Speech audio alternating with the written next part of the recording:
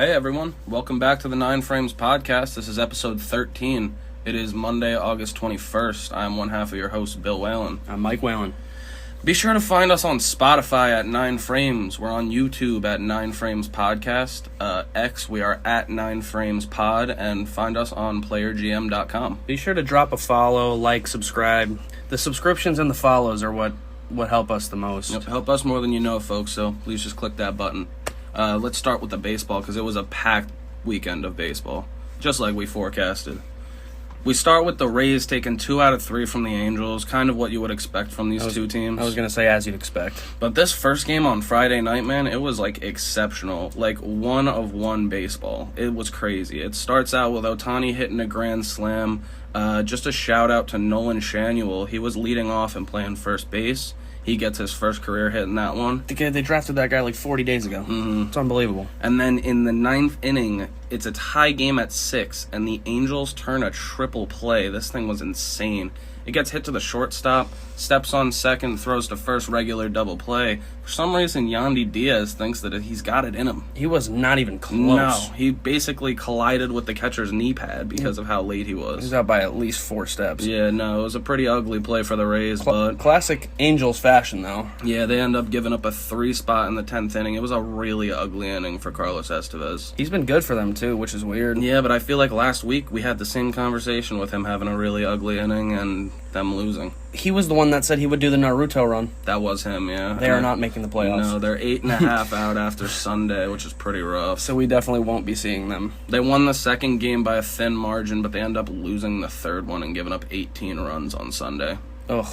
Yeah, really ugly. Right now, they are tied for worse odds than Detroit to make the playoffs with the Yankees. Yeah, I was going to say them and the Yankees have both fallen to have worse odds than the Detroit Tigers. LA and New York, man.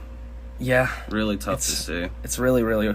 They've both had really rough seasons. Mm-hmm. The Angels have been doing this thing for the past couple years. This year, it's gone on a little longer than normal. They start really hot, but then they falter and it's over. Yeah, I think it's just lack of depth, which, I guess they tried to fix at the deadline, but it really didn't work. They've held on a little bit longer, but like you said, because of those deadline ones, but Giolito has not been good for them. And it's not going to be a good audition for the Angels to keep Ohtani in LA. Yeah, and Trout still isn't back. Neither is Rendon.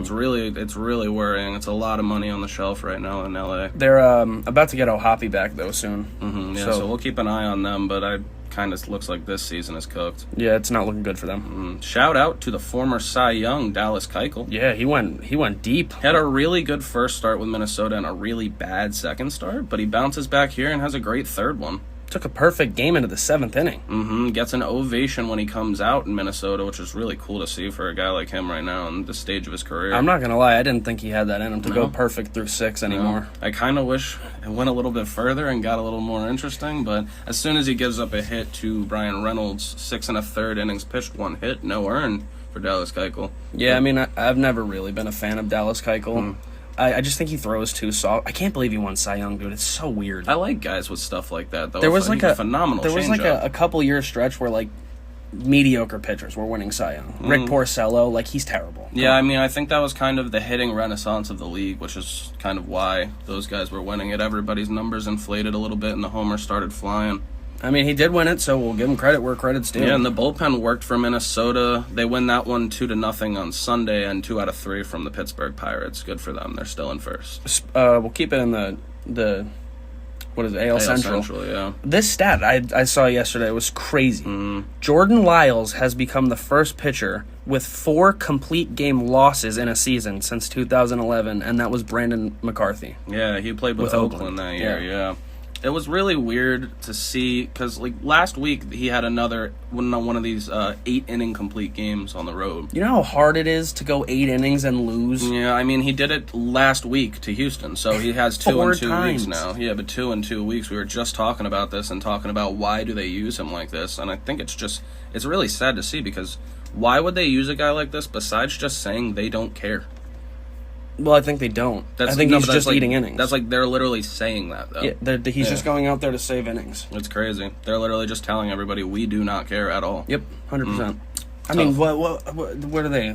they're the worst team or the second worst team in the American League. They're 40-86, dude. They don't care. Yeah. I mean, the only reason they're not the worst team is because Oakland's on pace to have the worst run differential by 40 runs.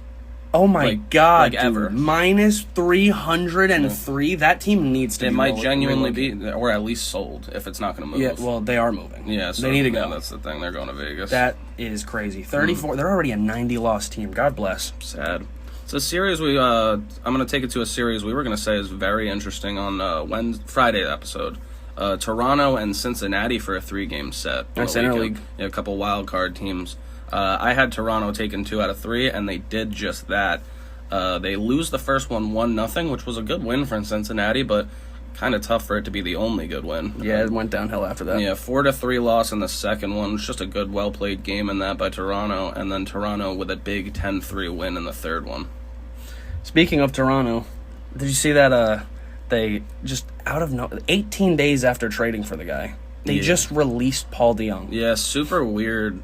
I don't know. I don't get it. Because, DFA. I mean, you got nothing for him, then, is what you're saying. You just had to pay money and lose prospects? I was just saying to you, I wouldn't be surprised if he just runs right back to the I Cardinals. could totally see it. I mean, that organization and him get along very well. That's going to be so weird to see that he played 18, or was there for 18 days. I'm not even sure how many games he played for them. That's crazy. Yeah, that's just going to be like a little blip on his career. Like, he just went to Toronto for just a little bit. Gets a TOT this year. But sticking with Toronto, they're a half game behind the surging Mariners right now, so taking 2 out of 3 here was pretty big to stay in it. Those Mariners, we'll talk about them in a little bit. They look like a real threat. Fun to watch, too. Cincinnati is a game back of the Cubbies for that third spot. Sticking in the NL, Washington takes 2 of 3 from the Philadelphia Phillies in the Little League World Series. Yeah, it's always kind of weird. Teams play different. I mean, this was nobody's home mound, so it's always going to be a weird series. Neutral site. What I found was really interesting, and it's literally one of the reasons why I love this sport so much. 9 days after Michael Lorenzen throws a no-hitter against the same Nationals, they put up 7 on him in 3 2/3 and win, what was it? What was the score? 7-8 in that one. Yeah, they won 7-8, but that was 3 1/3. Yeah, he couldn't make it out of the fourth. They bombed him after he no-hit them. Pretty crazy to see, and Lorenzen's ERA balloons to like 3.5. So I mean, you'll take that. Nah, he's been having a fantastic year. Yeah, I mean, if you could put up 7 runs and be at a 3.5, he'll take it. The second game, Philadelphia bounces back with a vengeance, 12-3. They were down 3-0 till the end of that game. They scored 3 runs in the 7th. 8 runs in the 8th and 1 run in the 9th. Yeah, they didn't want to lose again. But absolutely crazy. They put up 12 in 3 innings to put them down. But then they end up losing the third game anyway. Sunday night was a 4-3 Washington win. Philadelphia put up a 3 spot in the 9th, but it's not enough to win. 1 short. Yeah, and so the last 2 games was all late inning scoring. And I'm not sure why the bats aren't getting early in the game. That game was really weird. The Nationals scored 4 in the first, and the Phillies scored their 3 in the 9th. It's kind of the story of the series if you look at it. All of the National scoring is in the beginning, and all of Phillies is at the end. It's super weird. Cool, quick little note. You see that? It wasn't only just him. There was a bunch of players that had special bats. Like I think somebody had like a blue crayon bat, but the one that stood out the most to me was Bryson Stott's. The number 2 pencil bat. Yeah, dude, it was really cool looking. That shit was fire. Whoever designed that, man, they killed it. Yeah, it was a really cool look. Looked really good. That's why I like baseball so much too, because they allow these guys to express themselves and have fun and use different designs. Yeah, I mean, you look at guys like Lindor and like Kike Hernandez. Yeah. They're gonna be wearing like mint green cleats on their blue teams. And why shouldn't they be able to? I think it looks awesome too. Yeah, it adds personality and it's just cool. 100%, and it gives a little artist like a little spotlight there. Whoever designed that, I hope people do give credit. Absolutely. And if they do, honestly, we'll shout them out on here. Yeah. We talked about how we expected the Angels series to go that way. This series definitely went the way we thought. Baltimore sweeps Oakland rather easily. Yeah, they didn't win by less than 5. Yeah, it was 9-4, 7-2, and 12-1. Yeah, they got destroyed yesterday. Yeah, yesterday was the game where Gunnar Henderson, he had an easy cycle. He just needed to stop at first base with a single. He already had the 3 harder ones to get, but he ran to second base anyway. He's just a baseball guy, man. The game was 10-3 at that time. Yeah, I mean, dude, if you're up that much, why wouldn't you just stop? I'm not gonna lie, me personally. Here's the thing. You think he knew?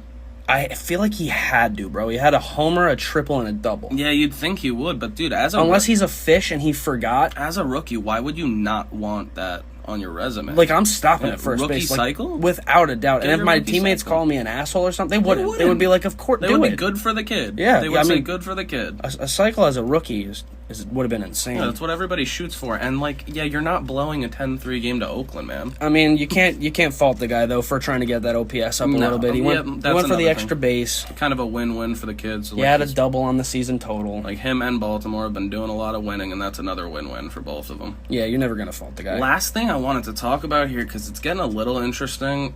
We're running out of games, but the Mets take 3 out of 4 from St. Louis pretty handily. The first game was 4-2, then 7-1, 13-2 in that third one, and they lose on Sunday because of kind of Carrasco. They get a 7-3 loss in that one.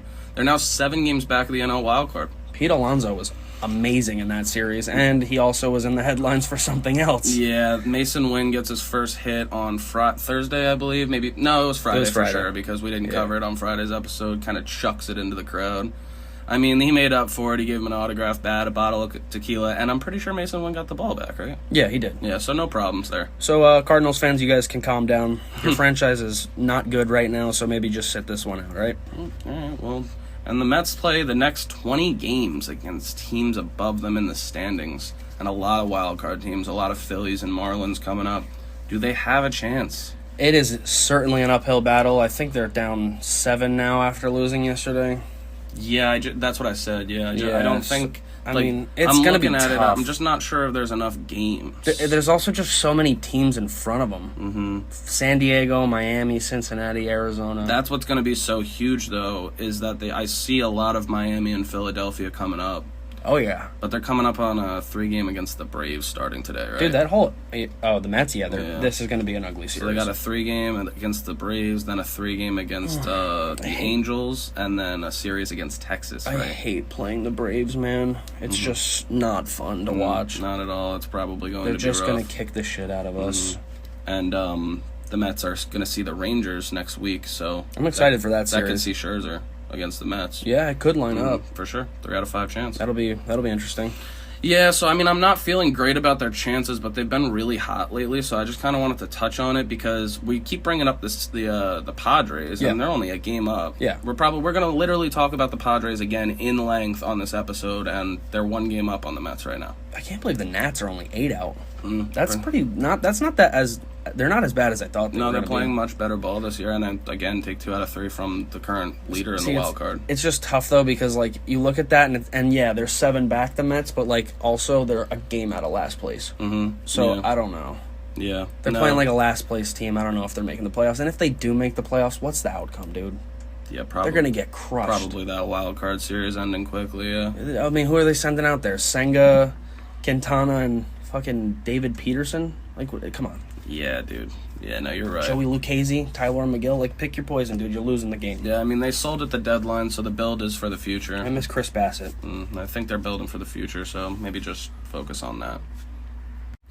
To kick off the meat and potatoes of this episode, if you will, what we called the biggest series of the weekend, it was pretty one-sided as the Mariners sweep the Astros in Houston. Yeah, not what I expected at all. I called for a Houston sweep in close games. It went the other way. Yeah, I mean, these were close games besides the second one, which we'll talk about. I believe I said Seattle was going to win 2 out of 3, and they won 3 out of 3. Really impressive ball from the Mariners lately. We always give them credit lately. Well, we have lately because You have to. they're so good. Yeah, you gotta.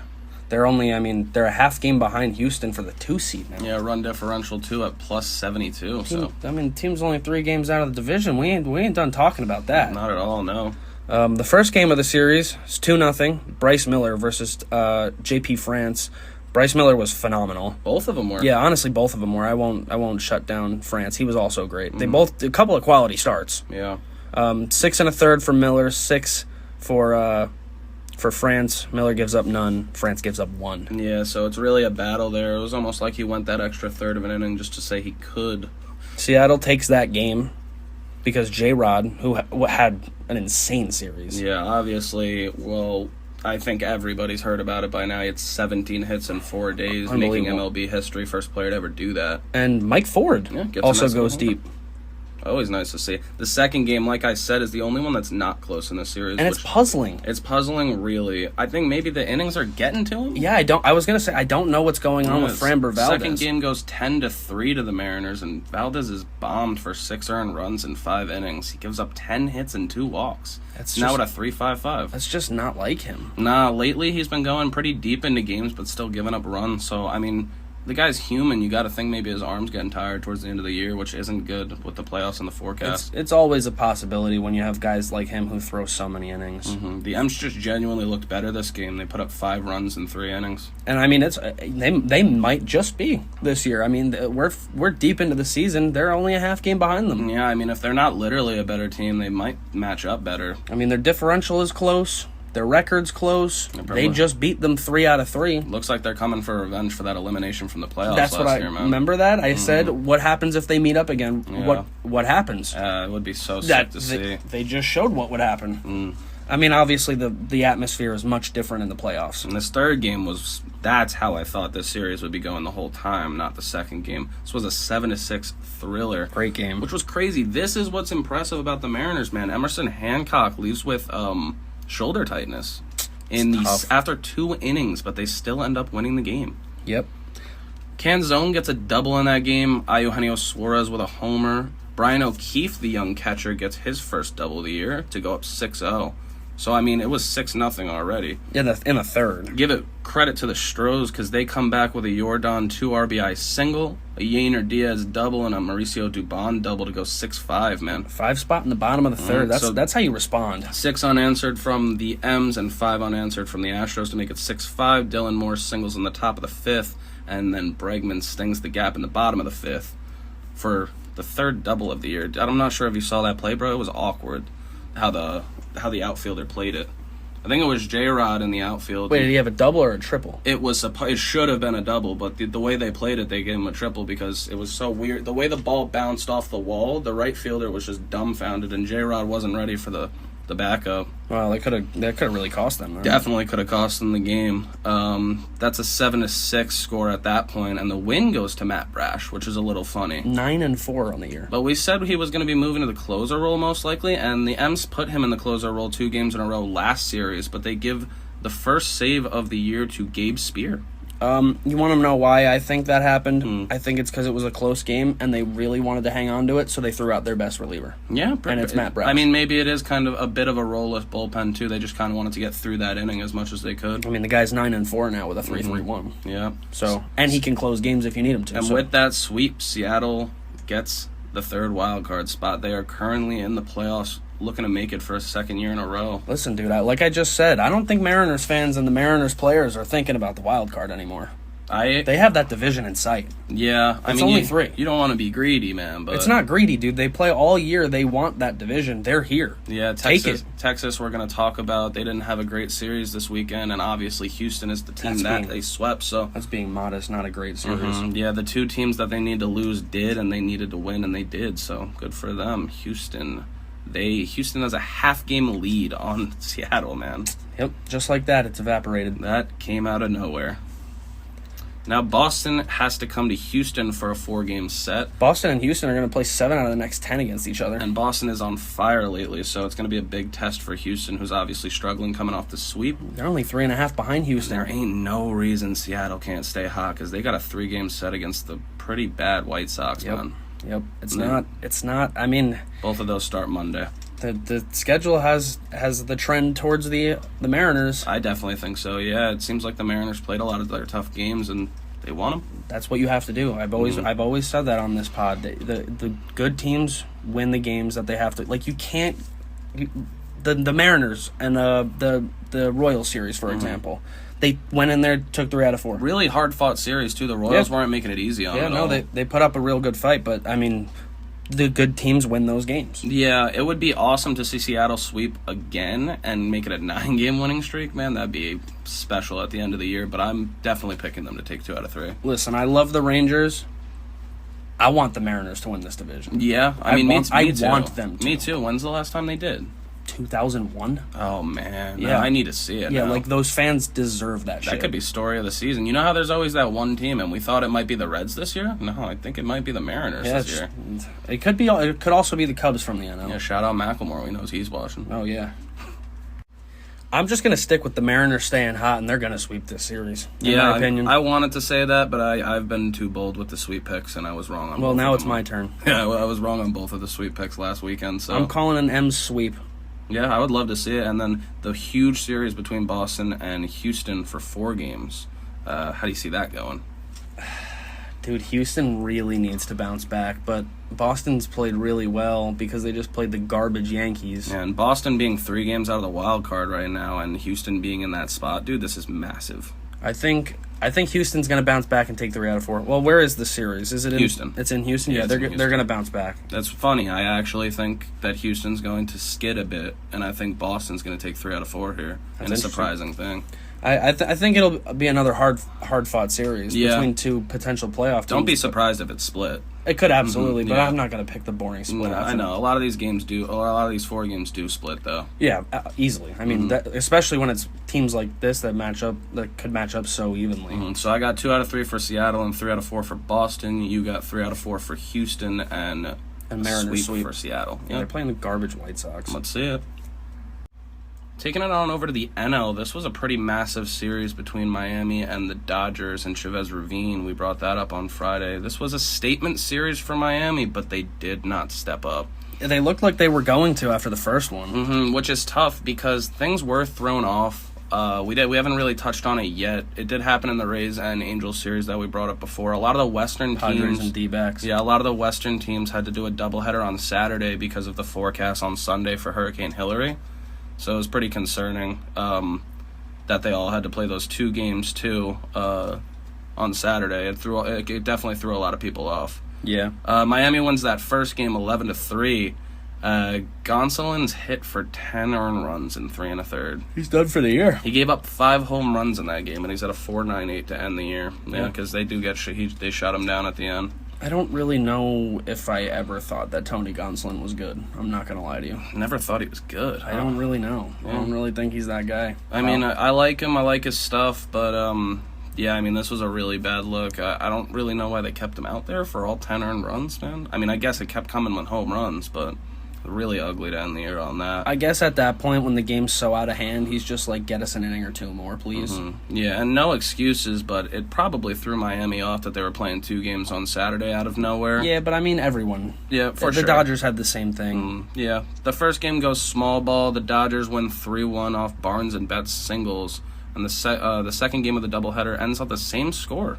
Exact Pretty same wild. score. Betts gets 2 solo homers for his 33rd and 34th of the year. Another phenomenal year for Mookie Betts. We need to start including him in the MVP conversation. This as well. was really his series. His fingerprints were all over an RBI, 2 RBI single or a single with a 1 RBI in the first game of the doubleheader and 2 solo homers in the second game.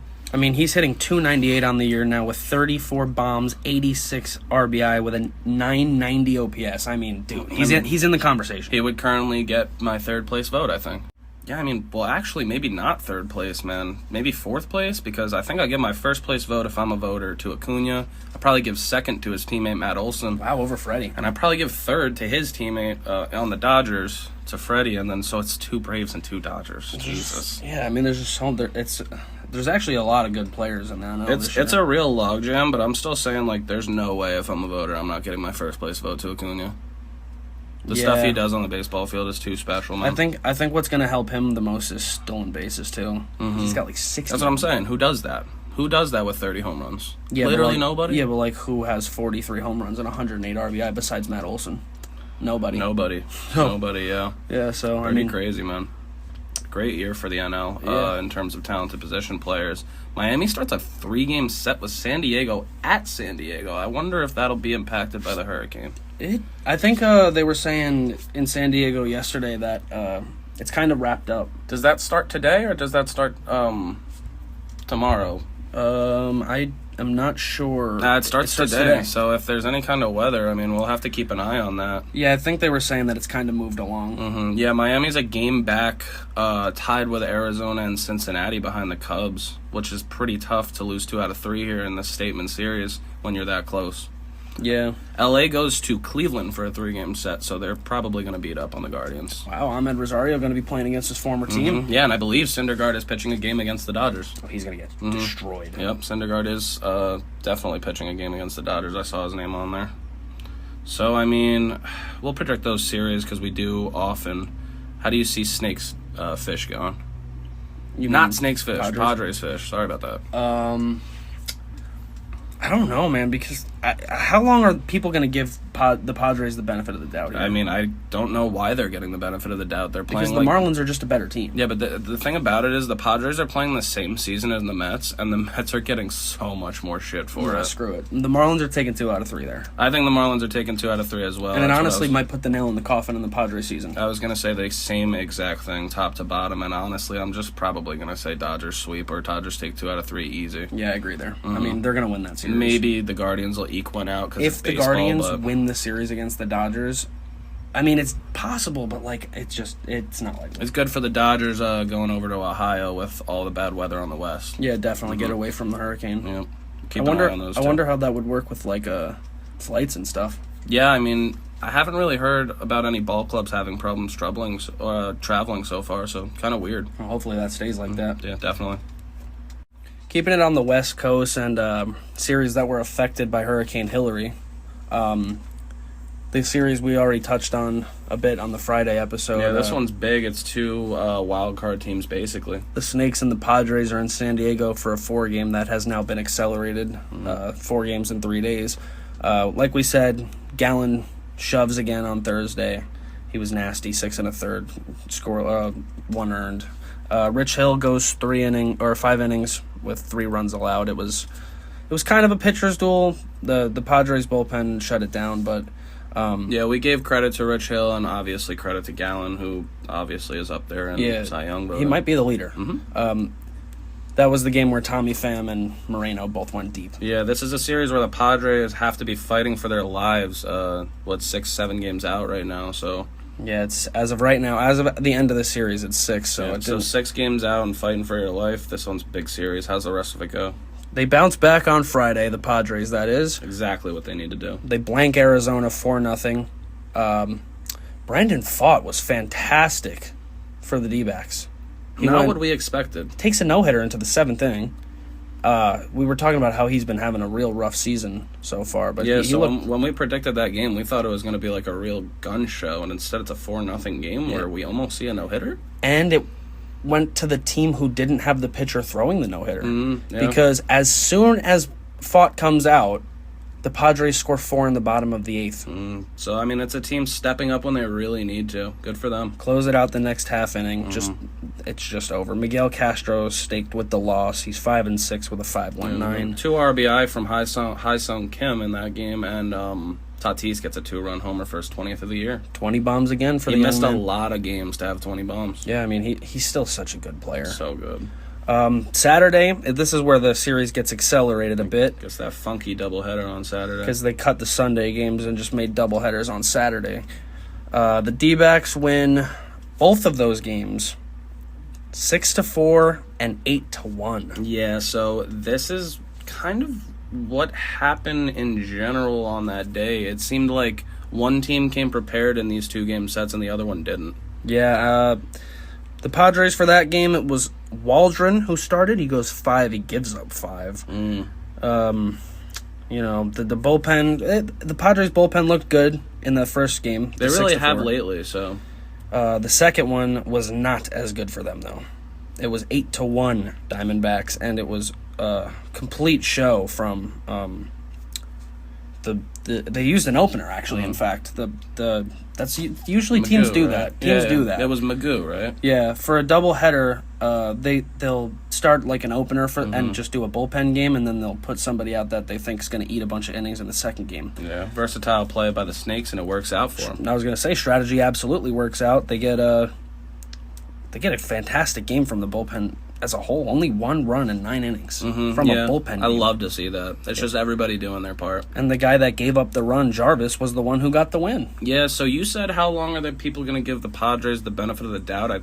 this is another series that they failed to step up in. I think it has to be running out. They nearly got 4 games swept here. If it wasn't, I mean, if Fought stayed strong there, Well, I it was mean, not over. even that. If the Diamondbacks just scored for him. Yeah, very true. The bullpen would have probably been used differently, like different arms would have came out of there, and they might have swept them. Also, going to touch on this little weird thing from the series. I don't know if you saw Tommy Pham getting that argument with a fan. Yeah, I mean, Tommy Pham just needs to shut up. I think it's kind of just, it was a little bit classless to call him out like that. He made it personal. I don't know. I like how the guy ended the video. He goes, "Yeah, go strike out." Yeah, I don't know, man. He's one of those guys. He's like Tim Anderson, bro. Like, he just gets so offended. Hopefully Marcus Stroman, like these guys, like some people just, I don't understand why some baseball players just get so upset. Yeah, and then the other ones don't care at all. You're a baseball player, bro. Just go play baseball. Stop even interacting with the fans. I mean, not for nothing. That's what I'm like. Carlos Rodon gets cursed out. He blows a kiss. yeah. I mean, now you don't have to yell and scream back. I mean, it's kind of just a maturity thing. It's just the mentality. I mean, I don't understand it. Hopefully the guy didn't say anything too offensive. The video did start after. I mean, Tommy claims that all he did was call him a piece of shit. I mean, I guess it's like... See, like, you can't be losing your bearings. No. You're a piece of shit, I know bro. it's kind of strong language and it upsets some people, but, like, Tommy, you've slapped people over fantasy football. He is a piece of shit. I mean, you I get it. literally are. All right. I mean, it's tough, man. He held a grudge for a year about fantasy football, and he slapped somebody, like another grown adult, in the face for it. Yeah. You're a piece of shit, dude. I'm sorry. Yeah, I don't know. So Also, his comments about when he was leaving the Mets, I got my bags packed. I'm just waiting to get traded. All right, Tommy, who the fuck do you think you are? So be it. So be it. Snakes are now 7-3 in their last 10, and they're just one behind the Cubs, like we said previously. A game and a half behind San Francisco for the second spot. What do you think about them? I think the Padres are about cooked. Yeah, I'm with you on that. I mean, if we're gonna, like we said in the intro, the Mets don't have enough games to make it up and too many teams to jump. It's the same story for the Padres. Yep. It's just teams that are better above them. And I mean, the team that they just played, a team that's above them, and they got mopped. Almost got 4 games swept. So. Yeah. The Snakes being 7-3 in their last 10. I mean, we were talking about how everyone in the wild card standings, their last 10 was 5-5, 4-6, 7-3. Yeah, Now they're gonna make up ground. And like we said, we got a 3-game coming up in San Diego between Miami and San Diego. Arizona's got Texas, who's coming off a struggling series. Yeah, but I mean, that could be a good series for the Rangers to bounce back. It needs to be a bounce-back series for the Rangers, I think, because, man, the Mariners are on the tail. Yeah, definitely. So we'll keep an eye on the AL West and the NL West, because, man, they are both so interesting this year. Absolutely. We're going to end it with a little interleague, dude. This series was jarring, bro. Couple first place teams. Not how I saw it going, though. Milwaukee just coming off a sweep against the Dodgers. Now they sweep the first place Texas Rangers. They looked like a completely different ball club this weekend. Yeah, Texas is playing a little bit slow right now. Game 1 was a slugfest 9-5, though, so that's kind of what we expected from Texas. That was a really fun game. We were watching that one live. Carlos Santana was huge in this series, but specifically that game. He hits a 3-run homer. I think it was the top of the 7th. Right, that's his 17th of the year. To go up 6-4, and the crew just never looks back. Because they put up 3 more in the 8th. I mean, they're up, what is that, 9-5 at that point? I mean, not for nothing. 9-4. They almost blew it in the 9th. Yeah, Texas put up a 4 spot, but they needed 5. Yep. So, I mean, this game was an absolute thriller. Yeah, the Rangers, it took Devin Williams coming in and clamping again to... I mean, baseball this weekend really slapped me in the face because every prediction I made was just absolutely wrong. I said if Milwaukee was going to win games from this team, it was going to be because their bullpen stepped up and they give up a 4 spot in the 9th, but they still win. Yeah, baseball has a funny way of doing that. Game 2 was not as close. Yeah. It went in favor of the Crew again. As we said, they sweep. Goes 6-1. Freddie Peralta was disgusting again. This was a well-played game beginning to end. It always looked like theirs. Yeah. Peralta had 11 Ks in 5 1/3 great innings. He's been really a heavy strikeout guy lately. We brought him up having 13 like a week ago, dude. And 6 or something. He's been getting a lot in, not a lot of innings. Mows guys down. Maybe that's why the pitch count gets up. Santana homers for a second straight day. So his 18th of the year now. He gets his 17th and 18th in those 2 games. And he had an RBI double in the bottom of the the top of the 7th as well. Love that lefty swing of his. The Brewers' bullpen has been on absolute fire, though. Yeah. I wanted to say about this game, if you look at it, they just the numbers next to their names. Milner has a 2.31, Uribe has a 1.08, Piamps has a 1.88. I mean, This is what I was talking about on Friday's episode. This was why my prediction was the way it was. It's because of their bullpen and their pitching. Literally, their starting and their bullpen in this game. I mean, they even got a scoreless inning from Trevor McGill, who struck out 2 of the 3 he faced Yeah, good to see McGill be good against a over there. first place team, man. It's that's what you need. I think bullpen is like the most important part of I baseball. agree, especially in a postseason run. 100%. Game 3, dude, this was weird. Because they didn't quite get to Scherzer, but man, they made him work hard. Oh yeah, he worked hard. This was a 6-2 game for the Crew, and the Crew did their part for sure. Scherzer was on a 4-start win streak, but they made him throw 99 pitches in 3 2/3 innings. Yeah, that's a lot of pitches. Yeah, I think he had 4 walks. He only gives up 3 hits and 3 runs. So, I mean, it's not like they were bombing him, but man, they must have just been long at bats. Yeah, that's the thing. They just made him work hard, and he just ran out of gas early. I mean, it snaps a 4-game start streak. Yeah, that's what I was saying. He had a win streak going 4 starts. Pretty crazy. Corey Seager continues his tear with his 22nd homer of the year. Kind of just have to give credit there. They might have got swept, but dude, he's been a real bright spot. Absolutely. And speaking of giving credit, you got to give credit to Brewers starter for that game, Adrian Hauser, who goes 5 and only gives up 1, strikes out 7. Yeah, Penn looks great again in that game. Another credit to the Penn. The 1 run he gave up was a home run. And then 1 run to the Penn, of course. He gave up a home run to Corey Seager, who's hitting 346 this year, so I think that's okay. I really think if Corey Seager was healthy all year, we'd be talking about him in the MVP discussion. I know Ohtani's that good, but man, he's batting 346 this year. I think Corey Seager is the only shortstop you can argue is better than Francisco Lindor. Yeah, and I don't really think you have to argue. I think he probably is just better. Well, the thing is about that argument is the best quality is availability, and Seager is always hurt. Yeah, and if Lindor is never hurt. So if they're both healthy, then I'm taking Seager, but that's a perfect world, and That this is not that. Yeah, but also Lindor's defense is way better than Seager's. Seager's not that good of a defender, and he already had Tommy John surgery. True. The Tommy John is jarring for a guy who has to throw across the diamond like that. I think people just don't understand how valuable somebody like Francisco Lindor actually is. Yeah. But Corey Seager is phenomenal. The Crew, after that series, they still hold a 3-game lead over the Cubs, and I'm still sticking with them, man. I know I kind of wavered on Friday about it. I'm still taking the Crew to win this division. The Cubs take 2 out of 3 against Kansas City, so they hold their own. They don't lose many games. Yeah, they look much more like a first-place team this weekend than they did midweek. Of course, yeah. I mean, it's tough to play the Dodgers, and I don't think the Brewers match up very well against the Dodgers, so, I mean, it's going to be tough come playoff time regardless. Dude, do you remember when they first signed Seager and Semien? Everyone was like, they overpaid both of them. Dude, neither of those guys are overpaid. They're both the best at their position. Yeah, especially with how tough it is to get good second basemen, too. I'm taking that contract. They're probably the 2 best at their position. Rangers have been making really good moves since the new GM came in. Chris Young. Yeah. Former pitcher. Credit to Chris Young. He was around the league for a while. I said that about the Rangers. They just need to get rid of stupid-ass John Daniels. And they did. And honestly, John Daniels' problem is he was always picking either all hitting or all pitching It was every mostly year. all hitting. Yeah, it was that one year he went with the Darvish and the Hamels. That team was good, but it was definitely weird GMing. Yeah. After a disappointing series for the Rangers, they find themselves up 2.5 on Houston and 3 up on Seattle. Man, Seattle is still coming up so hot. They're not dead. This was a failed opportunity to build a lead over the Astros because they got swept. Yeah, I mean, anytime the Astros are getting swept, you gotta build at least something. The And they Astros didn't. getting swept would have been the perfect thing for the Rangers there. I mean, it still is the perfect thing for the Rangers because this could have blown their lead. If the Astros take 2 out of 3 there, they're only a half game out of first. Yep.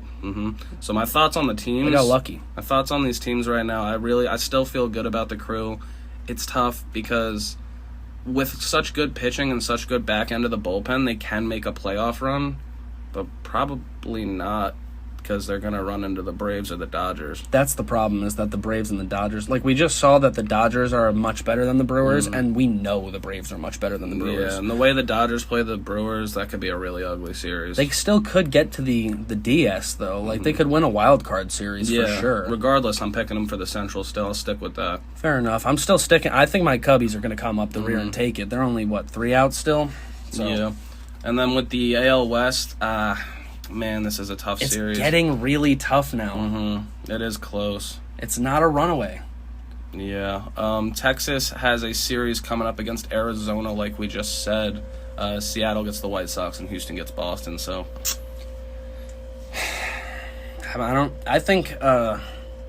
I said what I want to happen. I would love to see the Mariners win the division for the first time in however long it's been, because they deserve that shit. But I really don't think the Rangers are going to lose it. No, I still think the Rangers will hold on too. I think this weekend was it's a good feeling for those teams. For Seattle. Something like this is going to wake the Rangers up. Yeah. Mark my words. Yeah, it definitely will. It's a slap in the face. Specifically, guys like Scherzer. I mean, he knew he needed to be better there and pick up. Like, he needed to prevent the sweep, and he wasn't able to do so. So This is going to fire up that locker room. They're on a 4-game losing streak now. It's just too talented of a team. They have a run differential of 185. It's insane, dude. That's the best in the American League. Yeah, best in the American League. It's probably the second best in baseball behind the Braves, who are 212. Yeah. Yeah. So I don't know. We already predicted those series, so I mean, we'll keep an eye on them. Should be a really good week of baseball as we continue to head toward the postseason. We are getting close. We are getting close. We're in the fourth quarter. We got a month and 2 weeks left, maybe. Yeah. Should be very interesting to see. That is the best time of the year, man. Yeah, I can't wait. Just lock in on those series. Even when your team's not in it, man. Like you just a get to playoff sit Sunday, back. man. Playoff Sunday, 4 games. Better. Yep. One after the other. Nothing better. Yeah, I can't wait for that stuff. But this is going to be another good week of baseball, folks. Mm-hmm. As always, folks, thank you so much for listening to episode 13 of the 9 Frames podcast. This was Monday, August 21st. I am Bill Whalen. I'm Mike Whalen. What are you going to say? Week number 5. Yeah, week number 5 here. We're kicking it off. We hope everybody has a great week. You can catch us on Spotify at 9 Frames, YouTube at 9 Frames Podcast, and X at 9 Frames Pod. Please also find us on playergm.com. We appreciate it, folks. Yeah, and like we said in the beginning, follow, subscribe, just run those numbers up, because it helps us know that people are liking our stuff and that they want to see more. And if you like listening, press that bell on YouTube, get a notification when we go live. I think Spotify has one too, so we would appreciate it. We could also be working on something, a little video, maybe, in the future. Maybe see video next week, so we would appreciate it. The next couple of weeks, folks, we'll keep our eye on it. Thank you for listening. Enjoy your week. Mm-hmm.